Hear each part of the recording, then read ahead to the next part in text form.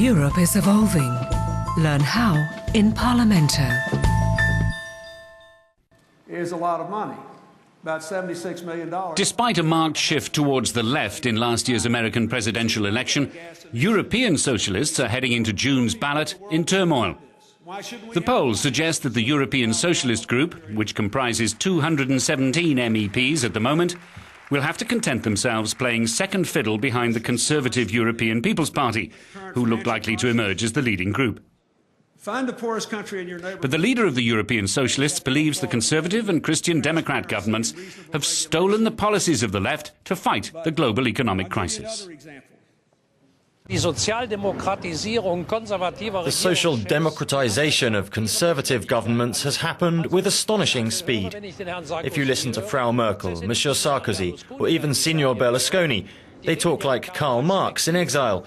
They've taken measures that have long been demanded, in vain, by the socialists, and which the conservatives now realise have relevance. In my view, once in the polling booth, citizens will understand quickly that it has to be better to vote for the original than a pale copy. His optimism, though, hides an uncomfortable truth. Socialists hold only 8 of the EU's 27 governments.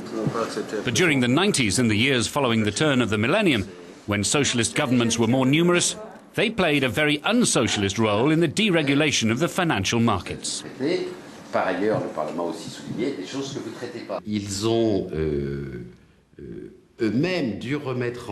They had to question themselves on the welfare state, Keynesianism, public services, everything which in the end formed their historic basis. So today, when these socialists demand a return to regulation, to state power, etc., they find themselves weakened because they're calling for something that they have been fighting against.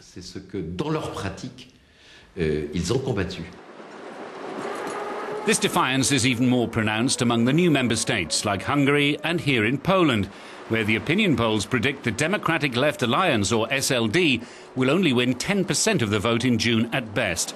The ruling Conservative Civic Platform Party is expected to dominate. There's distrust of the left, even among those born after the fall of communism. Western Europe didn't experience communism and people don't know what it is. Now, socialism has won again in the United States. People are happy to view Barack Obama as a rock star. But the consequences of his economic stimulus plan will be felt in a few years. The money he's pumping into the economy will have to be paid back one day. Poland got into huge debt in the 70s, and we are the ones who have to pay it back.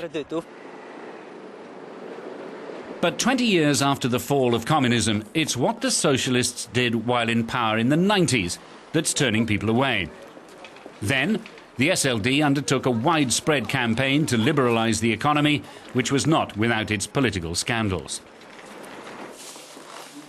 Some socialists believe the party has lost its soul and have refused to put themselves up for election.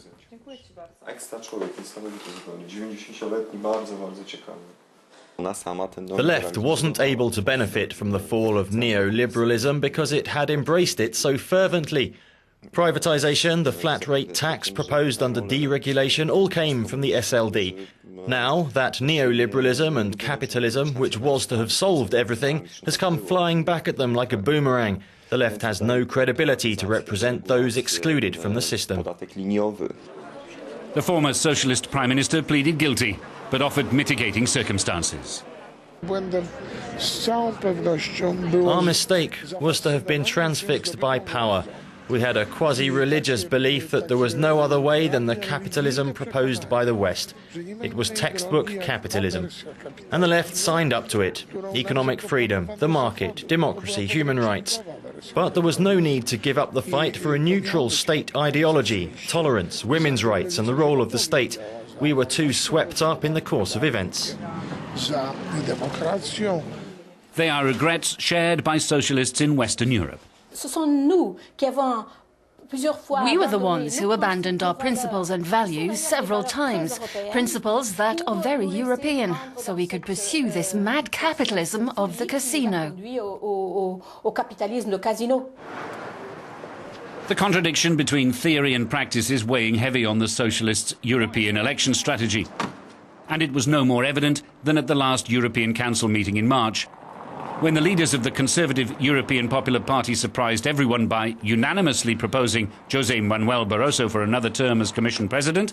The Socialists were caught unawares and couldn't respond. We will take it quiet, cool, and we will make our decisions at the right moment. But today, this is not on the agenda. 3 countries with socialist governments, the UK, Portugal and Spain, also backed Barroso, while the SPD, tied into an alliance with Angela Merkel's Conservatives in Germany, didn't want to rock the boat. These 4 countries represent the heart of the European Socialist Party. In other words, the socialist PSE machine is totally jammed.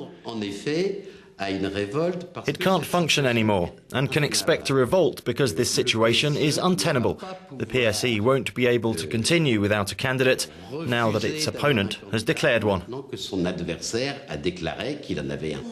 In France, Belgium and Italy, revolt is already in the air.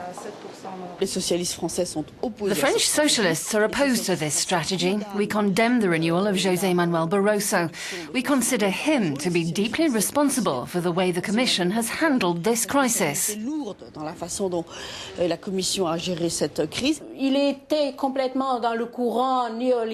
It was completely sparked off in this neoliberal wave, and we plunged into this global crisis. I don't think Mr. Barroso has the credibility for me, as a socialist, to present and defend my ideas, my manifesto to the electorate, a manifesto which has been approved at the heart of the European Socialist group. At the same time saying I support Mr. Barroso, well, it's just not possible. That's not a view held even by other members of the Portuguese delegation. And Barroso's reputation remains good with several socialists, particularly among the new member states. According to some who support him, the European left are still demanding a social and economic programme from the 1960s. The socialist parties and our group are still attached to traditional ideas which, in today's world, are inappropriate for the new situation and even damage workers. The European left demands sweeping modernisation to take on the 21st century. Caught by the suddenness of the economic crisis, the European socialists appear unable to draw up any new rules, quite simply because they don't seem to have any consensus on what to include. And as diverging views abound, the group continues in a state of paralysis.